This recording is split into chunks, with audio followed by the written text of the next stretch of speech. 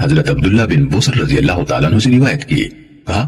رسول اللہ صلی اللہ علیہ وسلم میرے والد کے ہاں مہمان ہوئے، ہم نے رسول اللہ صلی اللہ علیہ وسلم کی خدمت میں کھجور، پنیر اور گھی سے تیار کیا ہوا حلوہ پیش کیا، آپ نے اس میں سے تناول فرمایا، پھر آپ کے سامنے کھجوریں پیش کی گئی تو آپ کھجوریں کھا رہے تھے اور گٹھلیاں اپنی 2 انگلیوں کے درمیان ڈالتے جا رہے تھے۔ کھانے کے لیے آپ صلی اللہ علیہ وسلم نے شہادت کی اور درمیانی انگلی اکٹھی کی ہوئی تھی۔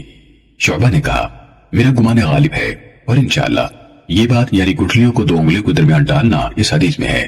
پھر آپ کے سامنے مشروب لایا گیا، آپ نے اسے پیا، پھر اپنی دائیں جانب والے کو دے دیا۔ عبداللہ بن بصر رضی اللہ تعالیٰ عنہ نے کہا تو میرے والد نے جب انہوں نے آپ صلی اللہ علیہ وسلم کی سواری کی لگام پکڑی ہوئی تھی عرض کیا ہمارے لیے اللہ سے دعا فرمائیے، تو رسول اللہ صلی اللہ علیہ وسلم نے دعا کرتے ہوئے فرمایا اے اللہ تم نے انہیں جو رزق دیا ہے اس میں ان کے لیے برکت ڈال دے اور ان کے گناہ بخش دے اور ان پر رحم فرما۔